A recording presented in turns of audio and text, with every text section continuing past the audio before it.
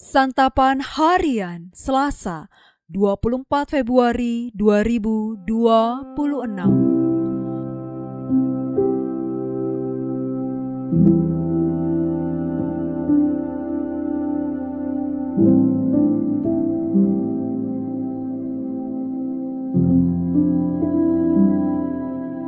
Inilah program Santapan Harian, sebuah program yang mengajak Anda menelusuri isi Alkitab agar Anda menemukan makna firman Tuhan sesuai dengan konteksnya.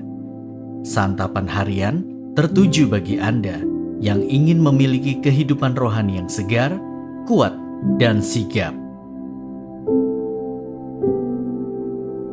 Hari ini kita akan membaca Yosua pasal yang ke-13 ayat 8 hingga ayatnya yang ke-33. Namun kita akan membacanya pada ayat ke-8 hingga ayatnya yang ke-14. Sebelumnya, mari kita berdoa. Bapa, kami rindu mencari Engkau dan mempersembahkan waktu untuk bersamamu. Kami mau terus melekat padamu dalam doa dan perenungan firman-Mu. Dalam nama Putra Tunggal-Mu, Yesus Kristus, kami memohon. Amin. Yosua 13 ayat 8-14. Bersama dengan suku Manasye yang setengah lagi, suku Ruben dan suku Gad telah menerima milik pusaka mereka yang diberikan Musa kepada mereka di seberang sungai Yordan di sebelah timur. Inilah yang diberikan Musa hamba Tuhan kepada mereka. Dari Arur yang di tepi Wadi Arnon dan kota yang di pertengahan wadi itu serta seluruh dataran tinggi dari Medeba sampai ke Dibon.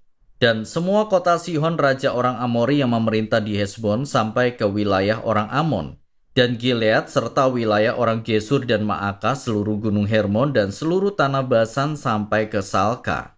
Seluruh kerajaan Og di Basan yang memerintah di Astarot dan Edrei. Dialah yang masih hidup dari antara orang Refaim yang masih tersisa, yang telah dikalahkan dan dihalau oleh Musa. Namun orang Israel tidak menghalau orang Gesur dan orang Maaka itu, sehingga Gesur dan Maaka masih tetap tinggal di tengah Israel sampai hari ini. Hanya kepada suku Lewi Musa tidak memberikan milik pusaka. Yang menjadi milik pusakanya ialah kurban yang dibakar dengan api bagi Tuhan Allah Israel, seperti yang difirmankan Tuhan kepadanya.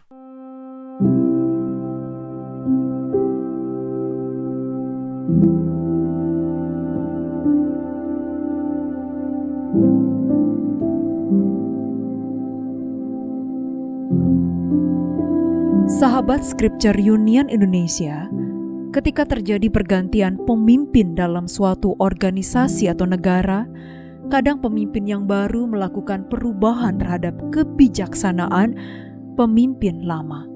Sehingga muncul anggapan, ganti pemimpin, ganti kebijakan.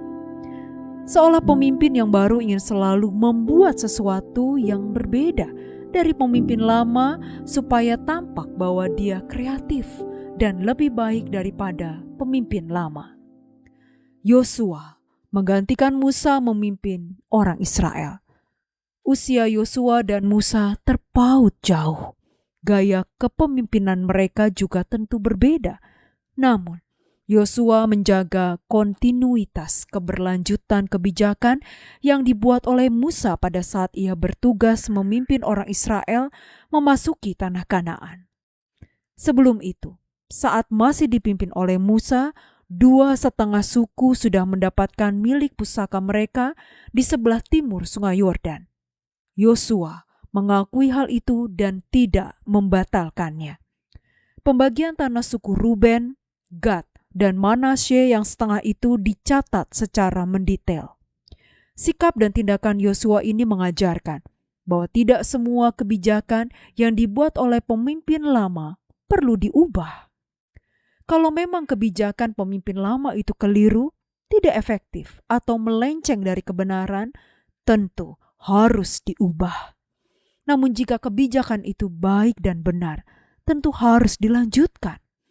Hal itu menjamin kontinuitas, keberlanjutan jalannya suatu organisasi atau negara.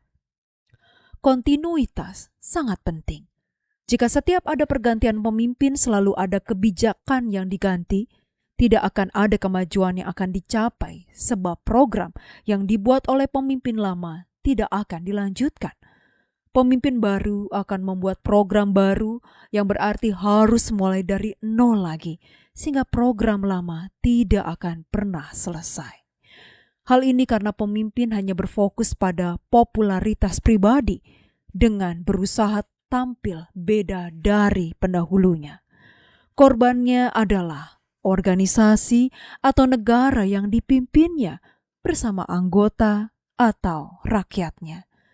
Marilah meneladan Yosua yang mau menjaga kontinuitas. Hal baik yang dimulai oleh pendahulu perlu dilanjutkan demi mencapai kebaikan bersama. Mari kita berdoa.